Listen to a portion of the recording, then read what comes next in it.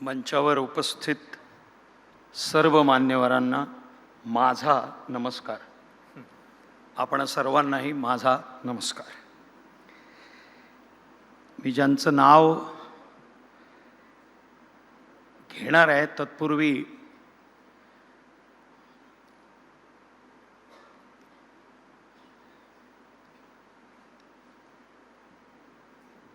माझा सन्मान कृतज्ञता पुरस्काराचे मानकरी आहेत, ज्यांना मी माझा आदर्श मानतो, ज्यांच्याबरोबर काम करण्याचा माझा योग 3-4 वेळेला आलेला आहे आणि अभिनयाचा वस्तुपाठ, अभिनयाचं टेक्स्ट बुक आणि यजुर्वेदामध्ये विष्णूला, ज्या विष्णूचे 24 अवतार आहेत आणि दशावतार प्रामुख्याने आहेत, तर त्याच्यासाठी असं म्हटलं आहे सर की सहस्र शीर्षा सहस्रपूरुषः सहस्राक्षः सहस्रपाद सभूमिग्गु सर्वतः स्मृत्वा त्यतिष्ठत् दशांगुलम. म्हणजे सहस्त्र मुख, सहस्त्रपाद, सहस्त्रचक्षु आणि या सर्वांच्या वर 10 अंगुल म्हणजे अंतरिक्षाच्या वर, म्हणजे अभिनय क्षेत्राच्या 10 अंगुल वर असं हे अष्टपैलू व्यक्तिमत्व त्या पुरस्काराचे, माझा सन्मान कृतज्ञता पुरस्काराचे मानकरी आहेत, ज्यांच्याबद्दल जितकं बोलू तितकं कमी आहे. आपल्या सर्वांचे लाडके अभिनेते दिलीप प्रभावळकर. काही सन्मानार्थींना सन्मानित करणं हा त्या पुरस्काराचा सन्मान असतो. सरांच्या प्रती आम्ही व्यक्त करत असलेली ही कृतज्ञता आहे.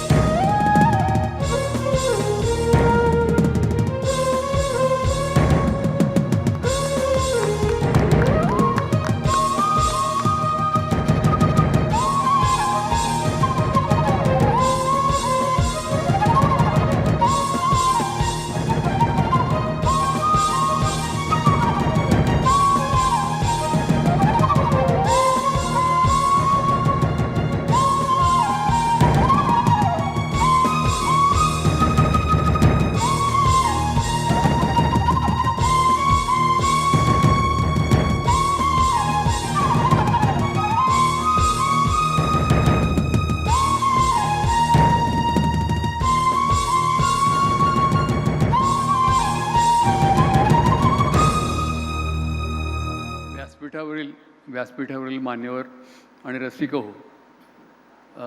हा मोठा मानाचा, अभिमानाचा पुरस्कार मला मिळाला. मी कृतज्ञता व्यक्त करतो. मगाशी राजू खांडेकरांनी सांगितल्याप्रमाणे हे सुरू झाल्यापासून एक जवळचं नातं या चॅनलशी माझं आहे. मी या बातम्या ऐकत आलोच, पण त्याशिवाय माझा कट्टामध्ये मी आलो होतो. त्याच्यानंतर त्यांच्या एका मालिकेमध्ये मी मनसुद्ध तुझंमध्ये काम केलं आहे आणि वेळोवेळी चित्रपटाच्या प्रमोशनसाठी अगदी अलीकडे दशावतारसाठी सुद्धा आलो आणि नेमानं त्यांच्या बातम्या पण मी ऐकतो. त्याच्यामुळे मला खूप आनंद झाला. माझ्याबरोबर हा कृतज्ञता पुरस्कार सुनील गावस्करांना सुद्धा आहे असं मी ऐकलं.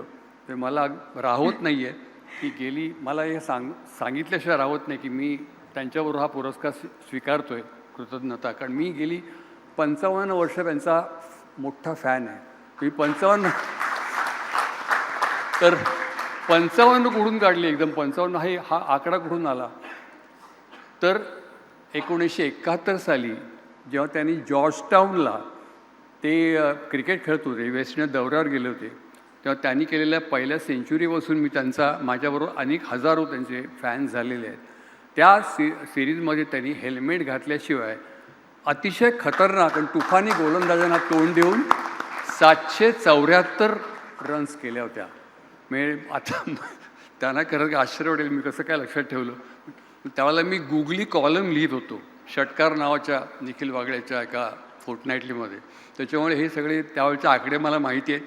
तिसऱ्या सेटमध्ये सेंचुरी टेस्टमध्ये, चौथ्यामध्ये सेंचुरी आणि 5व्या टेस्टमध्ये सेंचुरी आणि डबल सेंचुरी असं करून त्याने हा विक्रम केला. त्या दौऱ्यावर जाताना ते बच्चा क्रिकेटर म्हणून गेले होते आणि येताना सुपरस्टार बनून आले. तर ते माझ्याबरोबर हे स्वीकारत आहेत. आणि एक व्यक्तिगत आठवण मला सांगितल्याशिवाय राहत नाही. हे आत्ता पुस्तकं वगैरे दाखवली, त्या पुस्तकामध्ये गुगली नावाचं पुस्तक जे माझं आहे, त्या गुगली पुस्तक आल्यानंतर मी ते गुगल्या कॉलम घेत होतो. मी ते पुस्तक झाल्यानंतर मला आमचे प्रकाशक म्हणाले, माझगावकर, जरा सुनील गावस्करांचं ब्लर मिळाला मागच्या बॅक कवरवर, फार बरं होईल. म्हटलं हो, मी त्यांचा फार मोठा फॅन आहे आणि मला भयंकर संकोच वाटतो. मी काही त्यांना सांगणार नाही की तुम्ही हे लिहाल का म्हणून. तर संदीप पाटील म्हणाला, तो संपर्क होता, म्हणाला मी विचारतो, सुनील नाही म्हणणार नाही. आणि मग सुनील गावस्करांनी लगेच अतिशय खिलाडू वृत्तीने तो ब्लर्ब इंग्लिशमध्ये लिहून दिला. आणि मला सांगायला तो इतका ब्लर्ब लकी ठरला की त्या माझ्या पुस्तकाला महाराष्ट्र राज्याचा साहित्य पुरस्कार मिळाला.